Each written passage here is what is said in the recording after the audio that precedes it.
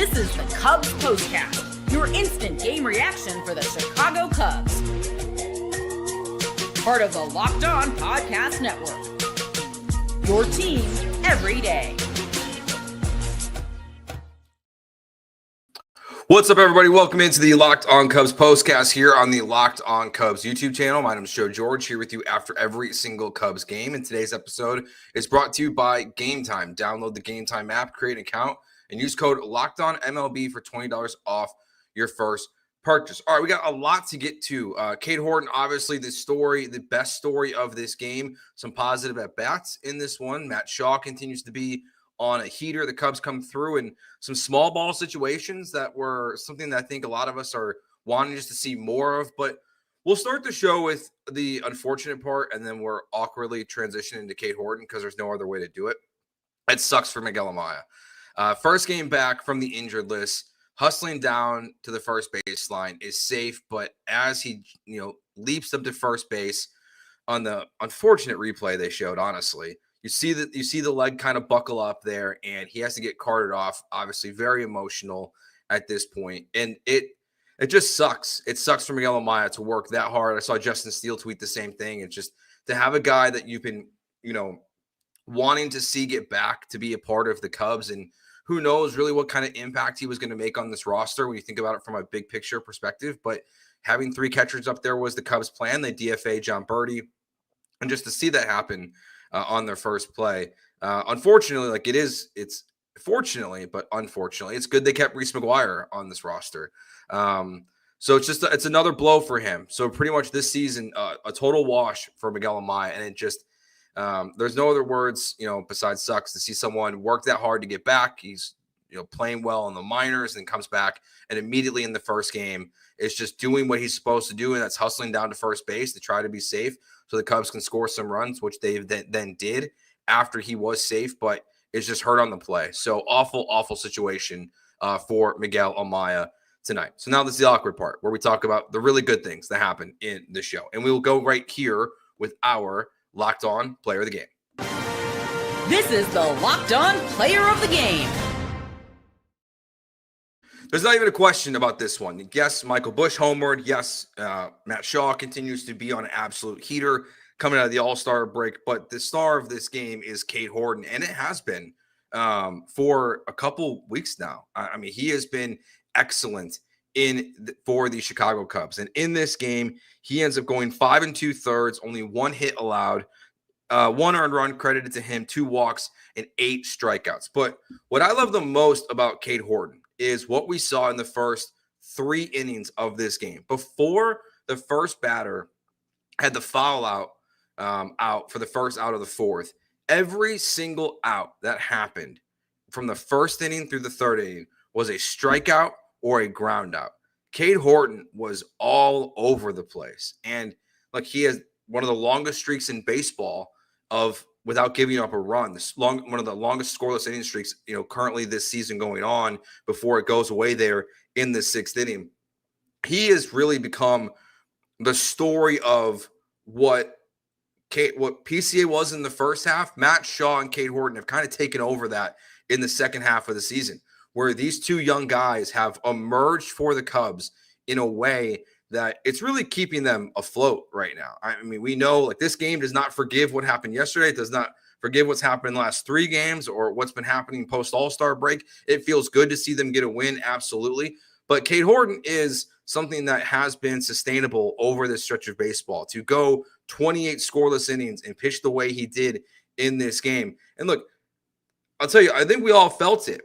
And you could tell Vladimir Guerrero Jr. felt it. But when that ball left the bat and Ian Happ catches it at the wall, I don't think anyone thought that thing was getting caught at the wall. I mean, it was just Cade Horton's been excellent. That ball leaves the bat. This game's over. And fortunately for the Cubs, it doesn't happen. And the other one there, too, within that inning is, so he gets to pop out a 4-pitch walk to Bo Bichette. So he's losing his best stuff. He gets the long fly ball there to Vlad Guerrero Jr., but then he just gets another strikeout, one of his 8 strikeouts immediately after a really, 4 straight balls, a near home run, and then he executes his pitches. And he was really all over the place. The changeup away. I mean, he was dotting stuff, breaking balls at the top of the strike zone. He was touching 98 in this game. And while I totally agree, honestly, with what the Cubs are doing with Cade Horton because of how he's pitched 123 innings the last 2 years. He's going to surpass that this year. They're working on keeping him in a pitch count, but there's no question about it that right now, if the Cubs make the playoffs and if they get to a third game in that first 3-game series, whether it's at Wrigley or at Petco or somewhere else, that third game right now, Cade Horton is the guy getting the ball. There's not even a question. Yes, Jameson Taillon is coming back next week. Colin Reyes had positive moments, but it's always a little bit shaky. But Cade has asserted himself into this rotation that he is deserving of the baseball in a playoff series. That after Boyd, after Shota, Cade Horton is the guy that, again, if you can get there, he's the guy who deserves to get the baseball the most, and it's not particularly close right now. The way he's pitching has just been so impressive. When you think about, again, early when he first came up, he was keeping the walks down, but he wasn't getting the strikeouts. And JD talked about this on the broadcast last night. Like, I don't know if this is because of, what's happening with, he knows he's on a pitch limit, but he is just attacking. And the other thing that was so impressive to me was that even while having 8 strikeouts, just the fact that he was able to go as long as he was, because we all know typically you strike a bunch of guys out, you're going to see a high pitch count, and he's going to be out of the game early. And because he was so good with his location and everything in this game, he was getting guys out quickly, efficiently, and really able to get the most out of this start. So kudos to Cade Horton and what he did in this game of everything that's been going on the Cubs post All-Star break. Him and Matt Shaw are the stars of these, the post All-Star break part of the season. And Matt Shaw hits his 10th home run of the year. He ripped that thing down the left field line. So he continues to play great defense, continues to hit the ball very well, take good at bats. So really those two guys are just so positive. And there's not much else to say about what they are doing right now for the Cubs and how much they mean to this team. All right, we'll take a break. We'll talk about what we saw from the rest of this game, from the lineup. Saw Palencia for the first time since Cade Horton's last start, because that's the way that things have been going for the Cubs. So we'll get into all of that next year on the Locked On Cubs postcast on the Locked On Cubs YouTube channel. If you're running a business and you know that every missed call is money left on the table, think about the last time you had a service emergency, like a burst pipe. If the first plumber didn't answer, do you wait? No, you call the next one. And that's why having a reliable business line is so important. And that's why you need OpenPhone. OpenPhone is the #1 business phone system that helps you streamline and scale customer communication, all from an app on your phone or computer. Your entire team can share one number and respond to customers like a shared inbox, so no more wondering who's handling this. OpenPhone is offering Locked On Cubs listeners 20% off your first 6 months at openphone.com/LockedOnMLB. That's openphone.com/LockedOnMLB. And if you have existing numbers with another service, OpenPhone will port them over at no extra charge. OpenPhone, no missed calls, no missed customers.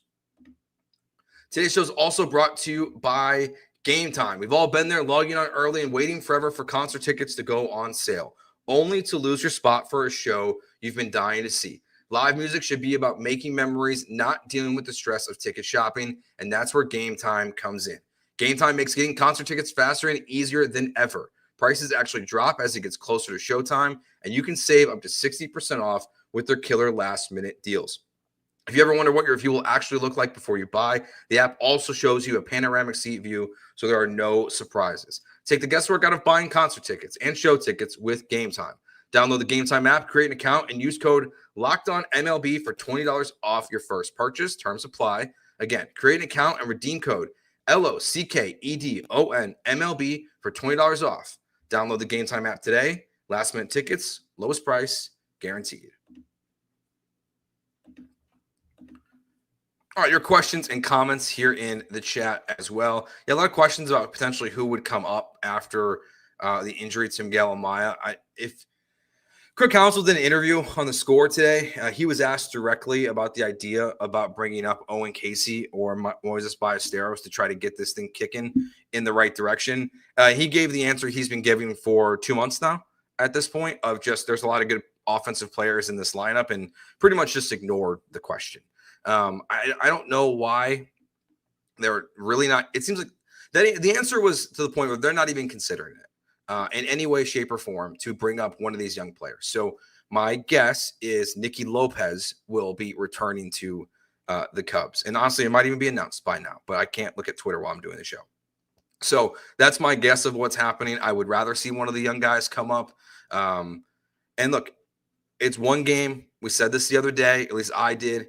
There are some positive signs from at-bats today. Okay, Dansby Swanson, 102 and 108 off the bat, one of them to the wall. Kyle Tucker, 102 off the bat on one of his that went to the wall. Didn't result in anything for Dansby or Tucker, but those are positive. Can you keep it rolling? We'll see. I'm not holding my breath at this point that they're going to go out there and turn this thing around. If it just feels like it's going to be more of the same, of some up, some down, and somewhere in between a lot of these games. So again, cross our fingers, hope for the best, that this is a sign for Kyle Tucker. But you even saw in that last at-bat for him, the frustration is there again when he had the strikeout there in his last at-bat of the game. But Michael Busch homers, has an RBI outside of that as well. Seiya Suzuki has an RBI in this one. So you did play some small ball. That to me is the other biggest positive from this game about how the Cubs manufactured their runs. You get the Michael Busch home run that made it 1-0. Shaw's that makes it 2-0. And then in the top of the 8th inning, Matt Shaw walks and gets a stolen base. This is where the Miguel Amaya play happens. So it's first and third with no outs. And then Michael Busch gets the sac fly. So you've got a runner on second with one out. And a Seiya Suzuki RBI single that makes it 4-1. And then again in the top of the 9th, Nico Hoerner, a single. They don't do anything with this situation, but Nico gets a single and steals second. So you've got a runner on second. He did the same thing in the top of the 1st, a single and stolen base. So 3 different times this game, we saw 2 of them from Nico, 1 of them from Matt Shaw, get on base and be more aggressive, trying to steal and being successful at stealing second base.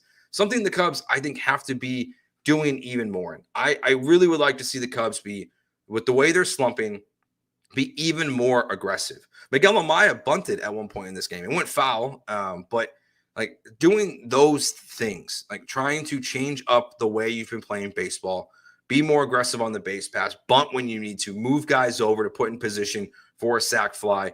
Those are the things to me that the Cubs need to start doing more effectively and start doing more often and more aggressively if they really want to get this offense turned around. Because we know there are guys like Busch, Shaw, Suzuki who can hit home runs.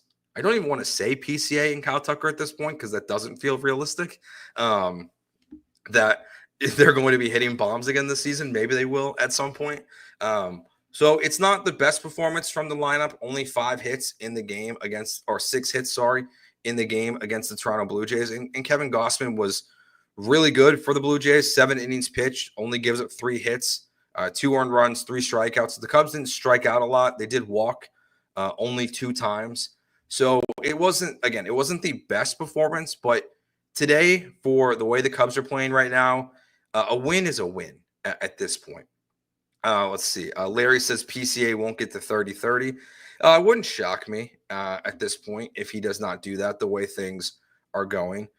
Jay says, is it possible they would bring Birdie back after a DFA?